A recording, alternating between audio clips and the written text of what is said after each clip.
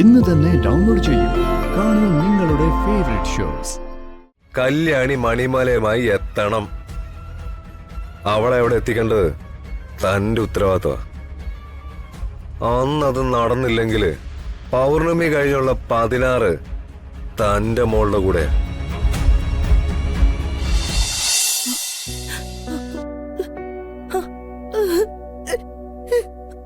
ചേച്ചി, അർജുൻ സാറിനെ വിവാഹം കഴിക്കാന്നൊക്കെ പറഞ്ഞ നമുക്ക് സ്വപ്നം പോലും കാണാൻ പറ്റാത്ത ബന്ധമാ. ചേച്ചിക്ക് നേരത്തെ വല്ല സൂചനയും കിട്ടിയിട്ടുണ്ടാവും അമ്മേ. അതാവും നമ്മളെ കണ്ടിട്ട് ചേച്ചി അറിയാത്ത പോലെ അഭിനയിച്ചത്. അതൊരു കണക്കിന് നന്നായി. ചേച്ചിയുടെ ജീവിതമെങ്കിലും രക്ഷപ്പെടുമല്ലോ. എന്റെ ദേവി, എന്തൊക്കെയാ സംഭവിക്കാന്ന് അറിയില്ല. എല്ലാത്തിനും നീ തന്നെ ഒരു പരിഹാരം കാണണേ.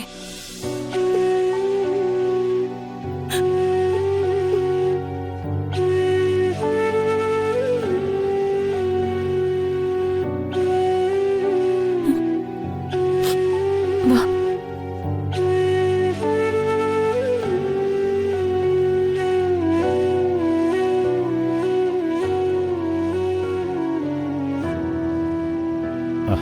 സാർ, എന്താ സഞ്ജയ്?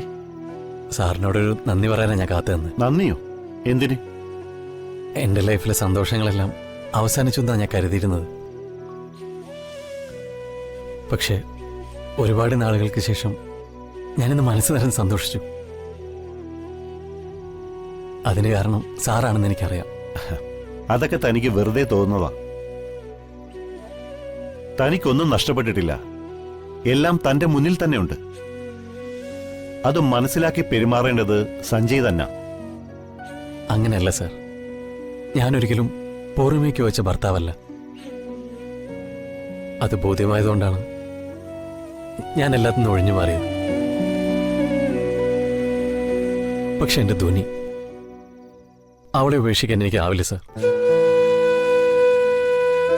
ഈ ഭൂമിയിൽ എനിക്ക് സ്വന്തമെന്ന് പറയാൻ ആകെയുള്ളത് എന്റെ മോള് മാത്രം. ഇന്നെന്റെ മോളുടെ ബർത്ത്ഡേ സാറ് മനോഹരാക്കി തന്നു.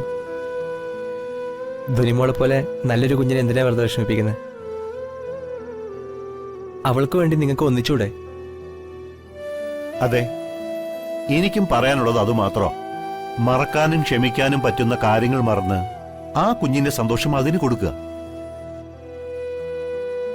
നിങ്ങൾ അച്ഛന്റെയും അമ്മയുടെയും വാശികൾക്കിടയിൽ ഉണ്ടാവുന്ന കുഞ്ഞു മനസ്സ് കാണാതെ പോകരുത്. അത് മനസ്സിലാക്കാൻ മറ്റാരേക്കാളും സഞ്ജയ്ക്ക് കഴിയുമെന്നാണ് എനിക്ക് തോന്നുന്നത്. അതുകൊണ്ട് നന്നായി ആലോചിച്ച് നല്ലൊരു തീരുമാനം എടുക്കുക. സാർ, അത് ചില ബന്ധങ്ങൾ അറ്റുപോയാൽ അത് കൂട്ടിയോജിപ്പിക്കാൻ സാധിക്കില്ല. അതൊക്കെ വെറുതെ തോന്നുന്നതാ. ഇപ്പോ എന്നെ കാത്തുനിന്ന് ഈ നന്ദി പറയാൻ കാണിച്ച ഈ മനസ്സുണ്ടല്ലോ, എനിക്കറിയാം ഈ മനസ്സ് മുഴുവൻ ധ്വനിമോളാണെന്ന്. അവൾക്ക് വേണ്ടി എന്തും ചെയ്യാൻ തനിക്ക് സാധിക്കണം. അതെ ഏട്ടാ, നമുക്കൊക്കെ ഒറ്റ ലൈഫല്ലേ ഉള്ളൂ. ആ ലൈഫ് സ്നേഹിക്കുന്നവർക്കൊപ്പം ഹാപ്പി ആയിട്ട് ജീവിക്കണം. ഇപ്പോൾ നമ്മൾ കാണിക്കുന്ന ചില വിട്ടുവീഴ്ചകൾ നമ്മുടെ ലൈഫിലെ ഏറ്റവും വലിയ സന്തോഷങ്ങൾക്ക് കാരണമാവും. ആലോചിക്ക, എന്നിട്ട് നല്ലൊരു തീരുമാനം എടുക്ക്. ശരി. അപ്പൊ ശരി, കാണാം. വാ. ശരി. ശരി.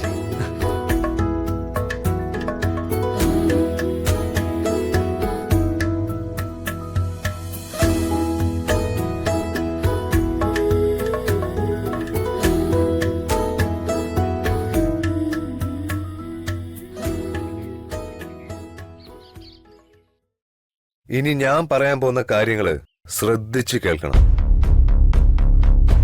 എന്നിട്ട് അത് തന്നെ കൊണ്ട് നടക്കുവോ ഇല്ലയോ എന്ന് നല്ല പോലെ ആലോചിക്കണം. എന്നിട്ട് അത് നടക്കുമെന്ന് തന്നെ പറയണം. നടക്കില്ലെന്ന് പറഞ്ഞാൽ അറിയാവല്ലോ. ഞാൻ എന്താ ചെയ്യേണ്ടത്? താൻ ആ ശിവദാസന് ഇനി കാണുമ്പം പറയണം, തമ്പുരാന്റെയും തമ്പുരാട്ടിയുടെ ആത്മാവിന് ശാന്തി കിട്ടിയിട്ടില്ലെന്നും അത് കിട്ടണമെങ്കിൽ ഈ വരുന്ന പൗർണമിക്ക് മണിമാലയുമായി കല്യാണി ഭദ്രകാളി ക്ഷേത്രത്തിൽ വരണമെന്നും പറയണം. അന്ന് തന്നെ ഭദ്രകാളി ക്ഷേത്രത്തിൽ വന്നില്ലെങ്കിൽ ദേവീകോപം ഉണ്ടോന്ന് കൂടി പറഞ്ഞേക്ക്. ഇല്ല, ഞാനത് ചെയ്യില്ല. നിങ്ങൾ പറഞ്ഞതൊക്കെ ഞാൻ ചെയ്തു തന്നില്ലേ? അതൊക്കെ എന്റെ മോൾക്ക് വേണ്ടി ആയതുകൊണ്ടാ ഞാൻ ചെയ്തത്. ഇങ്ങനെ ദേവിയെ വെച്ചൊരു കള്ളം ഞാൻ ഇനി പറയില്ല. താനൊക്കെ ഏത് കാലഘട്ടത്തിലാണോ ജീവിക്കുന്നത്? പടച്ചുവിട്ട മോളുടെ ജീവനാണോ അതോ ഒരിക്കലും കാണാത്ത ദേവിയോട് കള്ളം പറയുന്നതാണോ തനിക്ക് വിഷമം? എന്ത് പറഞ്ഞാലും ഞാനത് ചെയ്യില്ല. അതിന് തന്നോടാരാ അനുവാദം ചോദിച്ചത്? ചെയ്യണമെന്ന് തീർപ്പ് കൽപ്പിച്ചിരിക്കാ ഞാൻ. വരുന്ന പൗർണമി ദിനത്തില് ദേവപുരത്തെ ആ പഴയ ക്ഷേത്രത്തിലെ കല്യാണി മണിമലയുമായി എത്തണം. അവളെ എവിടെ എത്തിക്കേണ്ടത് തന്റെ ഉത്തരവാദിത്വ. അന്നത് നടന്നില്ലെങ്കിൽ പൗർണമി കഴിഞ്ഞുള്ള 16 തന്റെ മോളുടെ കൂടെ.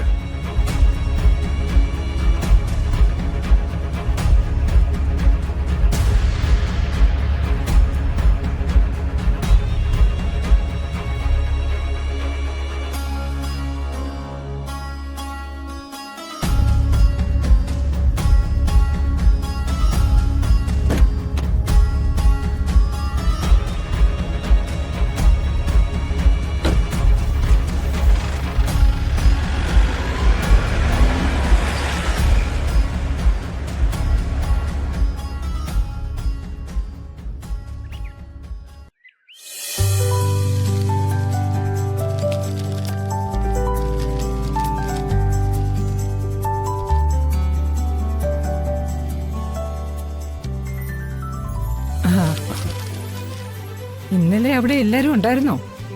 സൗദാമിനി അമ്മയെ കണ്ടില്ല. ആ, അവളെന്നെ വിളിച്ചിരുന്നു. മൂകാംബിക ക്ഷേത്രത്തിലെ വഴിപാടിന് പോയി എന്ന് പറഞ്ഞു. നേരത്തെ അറിഞ്ഞിരുന്നെങ്കിൽ ഞാനും കൂടെ പോയേനെ. വിളിക്കുമ്പോഴൊക്കെ ദുർഗയുടെ കാര്യം തന്നെയാ സൗദാമിനി പറയുന്നത്. പാവം കുട്ടി. അതിപ്പോ ദുർഗയുടെ അമ്മ ജയശ്രീയും ഒരു പാവം തന്നെയായിരുന്നു. കോളേജിൽ എന്ത് ആക്റ്റീവായിരുന്നു. എല്ലാ കാര്യത്തിലും മുൻപന്തിയിൽ കാണും. പോലീസിൽ ജോലി കിട്ടിയിട്ടും എല്ലാവരെയും സഹായിക്കുന്ന പരിപാടി നിർത്തിയില്ല.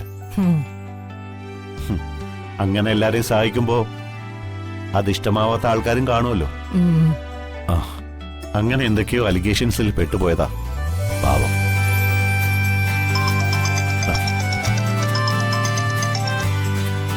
ഹലോ.